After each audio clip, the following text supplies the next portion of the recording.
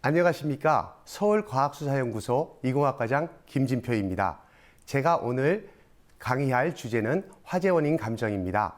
화재는 인류의 역사와 더불어 필연적으로 발생해 왔고, 화재는 개인의 재산뿐만 아니라 생명을 앗아가는 아주 무서운 재앙 중의 하나입니다. 화재 원인 감정의 목적은 정확한 화재 원인을 밝혀 화재에 대한 예방책을 만들고자 하는데 그 목적이 있다고 하겠습니다. 따라서 오늘 제가 강의할 화재 원인 감정은 국가수에서 현재 진행하고 있는 과학적인 화재의 원인 조사 방법과 최근 도입된 신기술에 대해서 말씀드리도록 하겠습니다.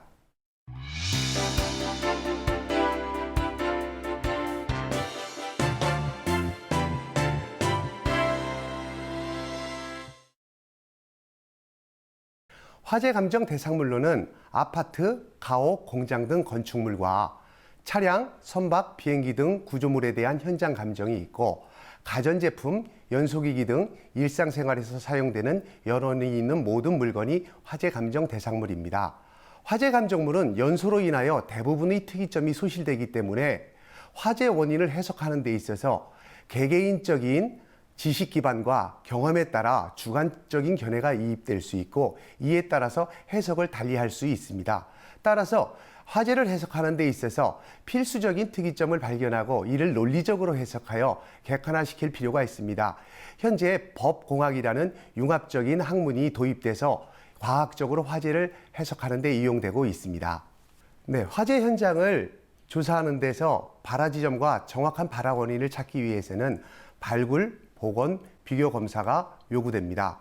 그림에서 나타나 있듯이 화재 현장은 대부분 화염에 의해 집중적으로 수혈을 받아 구조물이나 가연물들이 연소되고 붕괴되게 됩니다. 동 상태에서는 정확한 발화 지점을 찾을 수 없기 때문에 발화 지점을 찾기 위하여 붕괴된 구조물을 재구성하고 발굴을 하면서 특이점을 찾아내게 됩니다. 정확한 발화 원인을 찾기 위해서는 발화 지점의 한정이 매우 중요합니다. 발화 지점을 축소하기 위해서는 특이한 흔적들을 찾아내야 하는데, 그 중에서 기본적인 것이 연소 흔적, 수열 흔적, 그리고 정기적인 특이점입니다. 발화 원인을 판단하기 위한 일련의 과정이 그림상에 나타나 있습니다. 현장 전체에 대한 연소 형태를 검사하고 발화 건물을 한정하고 그 부분에 대해서 복원, 발굴, 채증을 통해서 발화 지점을 축소해서 발화 원인을 판단하게 됩니다. 그럼 발화 지점을 판단하기 위한 여러 가지 특이점 중 각각에 대해서 말씀을 드리도록 하겠습니다. 첫 번째로 연소 흔적입니다. 일반적으로 화재가 발생하는 경우 상승 연소되면서 천저항 부분이 심하게 연소가 되는데, 그 연소 과정에서 벽체에는 V자 패턴의 연소 형태가 나타나게 됩니다. 따라서 V자 패턴의 꼭지점에 해당하는 부분에 가까운 부분이 발화 지점일 수 있기 때문에 연소 흔적은 현장을 조사하는 데 매우 중요한 흔적이라 하겠습니다. 다음으로 목재의 연소 흔적입니다. 발화 지점과 인접한 부분에 있는 목재 구조물은 당연히 연소가 심하게 되기 때문에 목재의 탄화 심도를 검사하여 발화 지점을 한정하는 방법인데, 이 경우에는 목재 구조물 주변에 가연물이 적치되어 있거나 2차 연소로 목재가 심하게 연소될 수 있으므로 발화 지점을 판단하는 데 있어서 절대적인 기준은 되지 않습니다. 다음은 금속 수열 흔적입니다. 천장에 설치된 텍스타일이 있습니다. 텍스타일을 고정하기 위해서 그 내부에는 채널이 설치됩니다. 화재가 한 지점에서 발생하여 텍스타일을 집중적으로 가열시키는 경우 텍스타일은 소락되고 내부에 있는 채널이 화염에 의해서 직접적으로 공격받아 강도가 저하하게 됩니다. 강도가 저하하게 되면 아래 방향으로 늘어지게 되는데, 이러한 금속의 수열 변형 현상을 만곡이라고 합니다. 마찬가지로 만곡 또한 발화 지점을 찾는 데 있어서 굉장히 중요한 그 특이 흔적 중에 하나이지만, 가연물이 상대적으로 많은 부분에서는 발화와 관계없이 발열량이 많기 때문에 만곡이 일어날 수 있어 이 또한 발화 지점을 찾는 절대적인 기준이라고 볼 수는 없습니다. 다음으로 콘크리트의 수열 흔적입니다. 한 지점에서 화재가 발생하여 콘크리트가 집중적으로 가열되는 경우 콘크리트 내에 존재한 자유공급수, 물리적 결합수 화학적 결합수가 증발을 하게 되어 콘크리트는 강도를 상실하게 되고 자중에 의해 탈락되어 떨어지는 현상이 나오는데, 이런 경우를 콘크리트의 박리라고 합니다. 박리가 일어나는 부분은 발화 지점이거나 가연물이 집중적으로 존치된 그런 부분이라고 볼 수 있습니다. 따라서 박리가 일어난 부분은 발화 지점일 가능성도 있지만, 앞에서 말씀드린 금속의 수열 흔적과 마찬가지로 절대적으로다가 발화 지점을 찾는 데 있어서 기준은 될 수 없습니다. 다음으로 단라큰입니다. 단라큰은 전기적인 합선에 의해서 형성되는 전기적인 특이점 중에 하나입니다.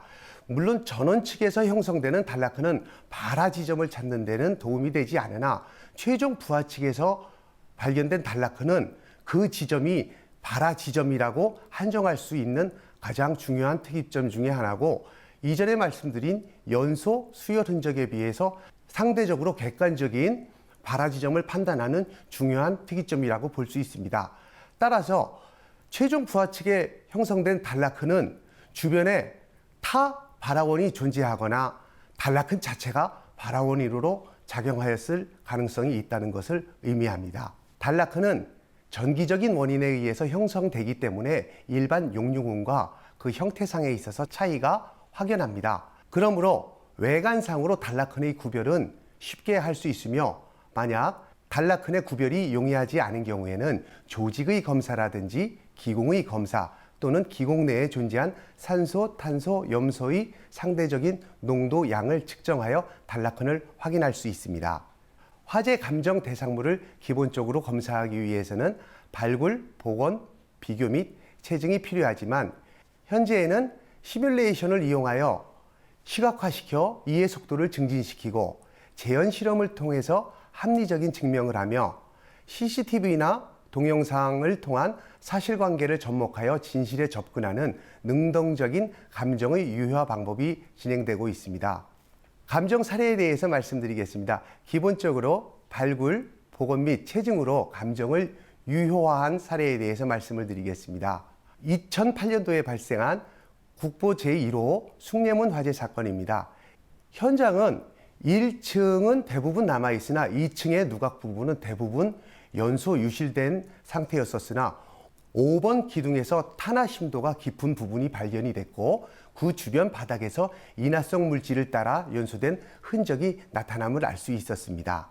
그리고 5번 기둥 바닥에 융착된 수지 잔해에서 폴리프로필렌과 폴리에틸렌 및 신호 성분이 검출되었습니다. 다음은 시뮬레이션을 통한 시각화 사례입니다. 2008년도 경기도에 소재한 이천 냉동창고에서 화재가 발생하였습니다. 이 냉동창고는 그 크기가 축구장 2개를 합친 규모였는데, 초기 발화가 되어 전 범위가 연소되는데 수분 이내였었습니다. 이러한 경우 화재를 해석하는 프로그램인 FDS를 써서 냉동창고의 각 부분을 160만 개의 메시로 나누어 각각을 수치 해석하여 동영상화 시켰습니다. 동영상에서 나타난 바와 같이 초기 발화 지점을 중심으로 연소가 매우 급격하게 확대가 되며 수분 이내의 전 공간이 화염으로 뒤덮이는 것을 알 수 있습니다. 네, 지금까지 현재 국립과학수사연구원에서 진행되는 과학적인 화재 조사 기법과 최근의 기법 및 사례에 대해서 말씀을 드렸습니다. 화재는 인류의 역사와 더불어 필연적으로 발생을 하며, 사용하지 않는 연소기구 밸브의 잠금, 사용하지 않는 전기기구의 전원 분리 등은 화재로부터 개인의 생명과 재산을 지키는 아주 사소한 습관이며 최소한의 예방활동이라고 할 수 있겠습니다.